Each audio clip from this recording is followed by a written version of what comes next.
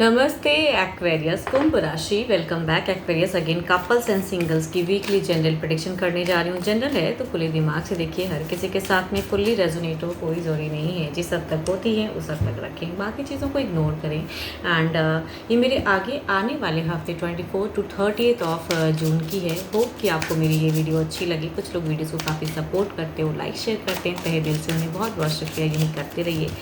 And channel पे first time अगर visit करते हैं, जुड़े रहना चाहते हो तो सब्सक्राइब करना ना भूलें। मेरे से कोई अपॉइंटमेंट बुक करना चाहते हो तो डिस्क्रिप्शन में नंबर है, आप मुझे टेक्स्ट कर सकते हैं फॉर अपॉइंटमेंट पर्पस। चलिए देखती हूँ क्या है एंजलिक मैसेज कपल्स के लिए। पहले क्या है? My beloved, though we may be physically apart, spiritually we are always united, for love transcends space and time. Nothing is missing. कुछ भी मिस नहीं हो रहा है। चलिए देखती हूँ क्या है डेक में, क्या है।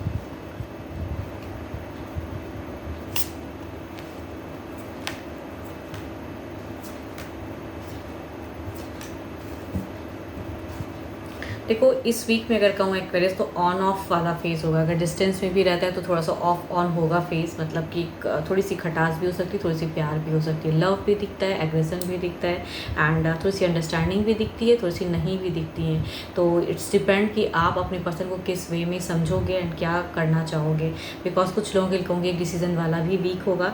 एंड अगर साथ में भी रहते हो ना तो कुछ मल्टीपल्स लोगों की वजह से कहूँगी आपके पर्सन थोड़े से डिस्टर्ब हो सकते हैं, उनकी तरफ में डिस्टर्बेंस ज़्यादा दिख रही है।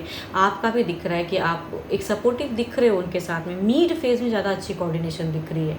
बट अगर कुछ कमिटमेंट के रिगार्डिंग अगर चीज़ें करोगे ना तो पर्सन शायद उस वे में कमिट आपको थोड़ा कम करेंगे, इसीलिए कहूँगी थोड़ी सी मिसअंडरस्टैंडिंग भी हो सकती है, या कहूँगी ऑन ऑफ भी हो सकता है।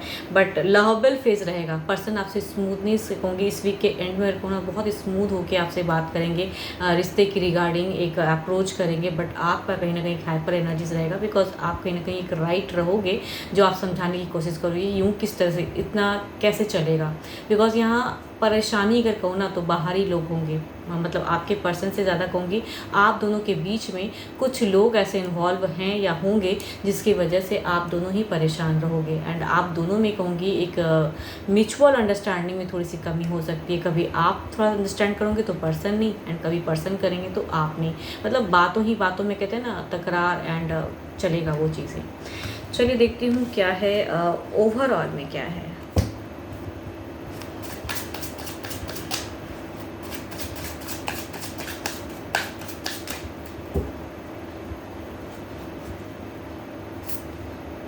डुअल फेज़ में कह रही हूँ ना, ऑन ऑफ वाला फेज़ रहेगा।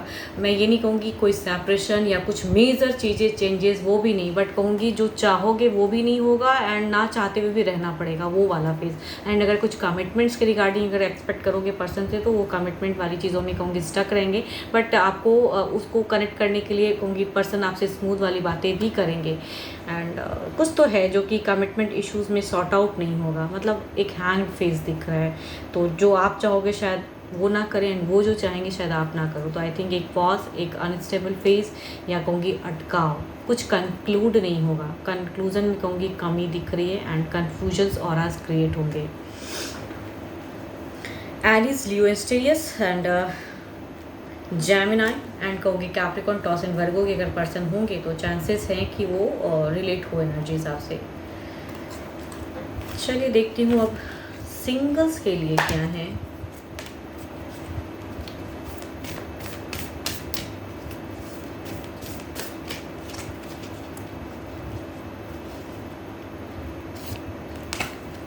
Don't make decision based on guilt or what you think you should do, for it is only in being true to yourself that you can be true to others. Singles, अगर सही हो ना तो आपको एक सच्चा partner मिलेगा ज़रूर, थोड़ा टाइम लग सकता है। तो देखो, आप किसी के साथ में फ्रॉड या चीट करने का ना सोचें। अगर आपको किसी ने ये चीज़ें की हैं आपके साथ में अगर, तो आप जेन्युइन रहें। कोई रिश्ता अगर आता है तो अपनी सारी बातें खुल के बताइए, एंड कहूँगी सच्चाई से, प्योरिटी से अगर सारी चीज़ें रखोगे तो आई थिंक एक अच्छा गहरा बॉन्ड बनेगा।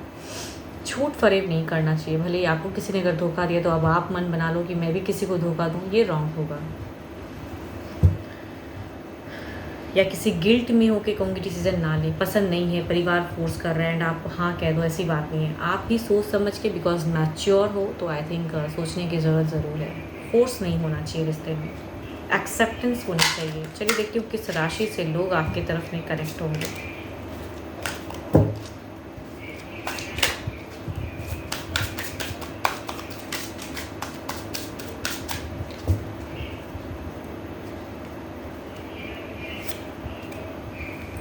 कैप्रिकॉर्न, अगेन कहूँगी टॉरस एंड वर्गो। कहूँगी ज़्यादातर कहूँ ना तो आपको इस वीक में कैप्रिकॉर्न, टॉरस एंड वर्गो वाले पर्सन कनेक्ट करेंगे। फर्स्ट अगर कार्ड में कहूँ तो कैप्रिकॉर्न की एनर्जीज ज़्यादा हाई हैं, एंड दूसरा में अगर कहूँ तो स्टिल कैप्रिकॉर्न, टॉरस एंड वर्गो तीनों ही हैं इसमें। एंड चलिए देखती हूँ एक्शन वाइज। ये पर्सन तो कहूँगी काफ़ी पॉजिटिव है, काफ़ी टाइम से आपको आपके आसपास के हैं। कहूँगी ये आपको जानते हैं, समझते हैं एंड अपनी फीलिंग्स शेयर करना चाहते हैं। मतलब प्रपोजल के रिगार्डिंग है, एक लव प्रपोजल प्रपोज करना चाहते हैं ये पर्सन, लेकिन डरते हैं, हिचकते हैं। दूसरा अगर कहूँ तो एक ये पर्सन अगर कहूँ तो काफ़ी टाइम से इनकी अगर कहूँगी लाइफ में परेशानियां हैं, काफ़ी अप एंड डाउन्स है। इनको पास्ट में कोई एक लव था जो टूट चुका है, एंड ये कन्फ्यूज्ड है न्यू रिश्ते को लेके। तो आखिर कहूँगी एक confuse person, Capricorn, taurus and Virgo again. तो कुछ लोगों के लिए कन्फ्यूजन्स एंड कुछ लोगों के लिए सामने से लोग जानने वाले पर्सन नून। देखती हूँ फर्स्ट कार्ड वाले कैसे एक्ट करेंगे, आएंगे या दूर से ही रहेंगे।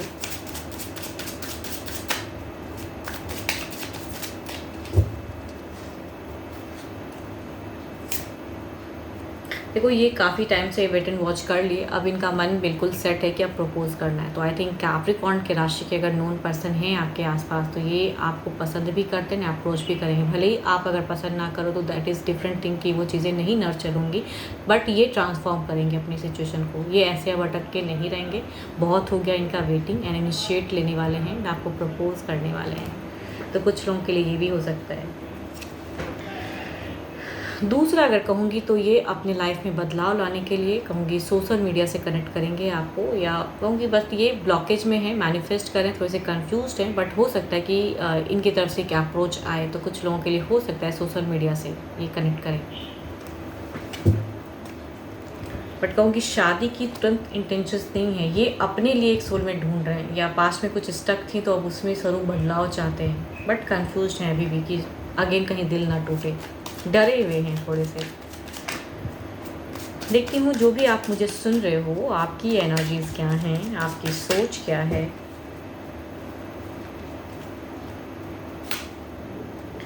आपकी अगर कहूँ तो आप काफ़ी स्टक हो, दुखी हो, रिश्ता आता है, टूटता है, या आप जिसे पसंद करते हो नहीं बॉन्ड बनता है, या पास्ट में किसी ने आपको धोखा दिया। तो रीज़न चाहे जो भी हो, आप अभी परेशान हो, दुखी हो, फ्रस्ट्रेट हो, एंड इमोशनली प्रोग्रेस नहीं कर पा रहे हो, या किसी पे अब आपको फेथ नहीं है कि मतलब बहुत हो गया। आप कहते हैं ना जीवन में अगर निरंतर कई बार चीज़ें टूटती है ना तो इंसान का फेथ खत्म हो जाता है। तो वो सिचुएशन में हो आप, एनजाइटी कहूँगी मैं से। तो ओवर एनालाइज ना करें, ओवर थिंकिंग ना करें। भले ही कुछ भी सिचुएशन स्टक है तो कहूँगी पॉजिटिव सोच रखें, एंड डिसीज़न गिल्ट में लेके ना रखें। तो आई थिंक सोच समझ के आगे बढ़िए, प्रोग्रेसिव एनर्जीज़ की तरफ जाइए, एंड सोच बदलिए अपनी, वो ज़्यादा ज़रूरी है। होप कि आपको मेरी ये रीडिंग अच्छी लगी हो, एंड स्टिल कहूँगी अगर मेरे से कोई रीडिंग करना चाहते हो, अपनी लाइफ के रिगार्डिंग अगर कुछ चीज़ें क्लियर करना चाहते हो तो आप मुझे टेक्स्ट कर सकते हैं, डिस्क्रिप्शन में नंबर है। अभी के लिए तो इतना ही, जल्दी मिलूंगी मैं नेक्स्ट वीडियो के साथ में। Thank you, stay blessed and stay connected with me.